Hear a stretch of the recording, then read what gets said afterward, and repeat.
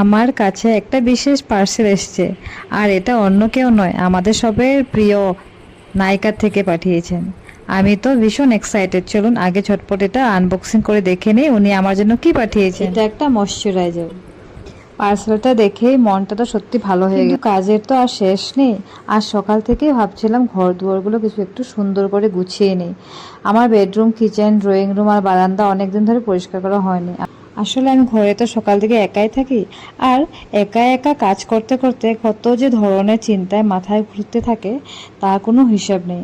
আজকেও ঠিক ঘর গোছাতে গোছাতে খুব একটা মনের একটা স্পর্শদায়ক কথা মাথায় এলো। ভাবলাম আপনাদের সাথে শেয়ার করি।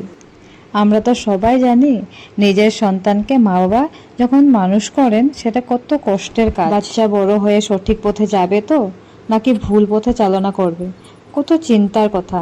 কিন্তু একবার ভেবে দেখেছেন কি, যদি নিজের মা না হয়ে অন্য কেউ অর্থাৎ কোনো সৎ মা বা অন্য কোনো অভিভাবক সেই সন্তানকে মানুষ করার দায়িত্ব নেন, তবে তার লড়াই কতটা কঠিন হয়ে দাঁড়ায়। আমাদের সমাজে একটা ধারণা তৈরি হয়ে আছে যে সৎ মা মানেই খারাপ।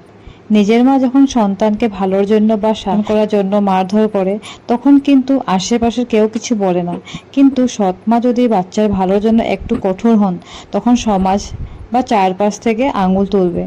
দেখো নিজের সন্তান না তো, তাই এত অত্যাচার করছে। সমাজ যখন এসব কথা বলে তখন বাচ্চাটার মনেও একটা ভুল ধারণা তৈরি হয়।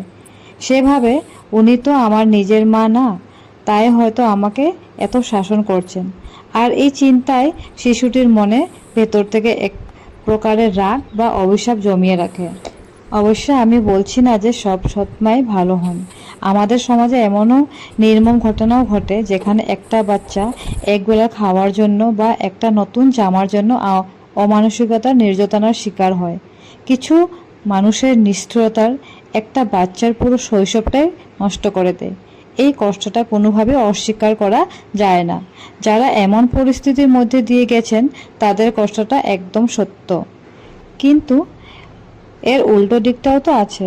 সব মানুষ তো আর খারাপ হয় না।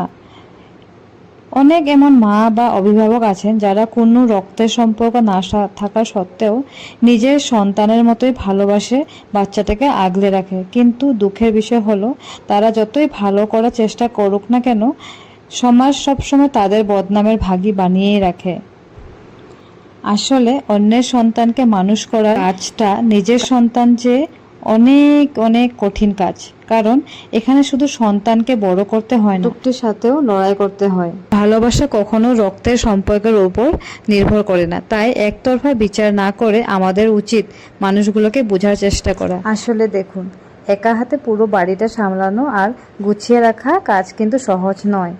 কিন্তু দিনের শেষে যখন এলোমেলো ঘরটা একদম পরিষ্কার আর সুন্দর হয়ে ওঠে তখন মনের ভিতরে অন্যরকম একটা শান্তি আর তৃপ্তি কাজ করে। আজকে আপনাদের সাথে কথা বলতে বলতে আর মনের ভাবনাগুলো শেয়ার করতে করতে যে কখন এতগুলো কাজ শেষ হয়ে গেল আমি নিজেই বুঝতে পারি। আসলে সোশ্যাল মিডিয়ার এই মাধ্যমটাই কাজের ফাঁকে আপনাদের সাথে নিজের চিন্তাগুলো শেয়ার করলে খুব ভালো লাগে। যেভাবে আমরা প্রতিদিনের নোংরা আর ধুলোবালি পরিষ্কার করে আমাদের ঘরটাকে সুন্দর বানিয়ে তুলি, ঠিক তেমনভাবেই আমাদের সমাজের ভেতরে কিছু ভুল ধারণা আর সংকীর্ণ মানসিকতাগুলোও ধুলে মুছে পরিষ্কার করা দরকার, তাই না? যাই হোক, আমার আজকের এই ক্লিন উইথ মি আর বেডরুম থেকে বারান্দা এই মেকওভারটা আপনাদের কেমন লাগলো?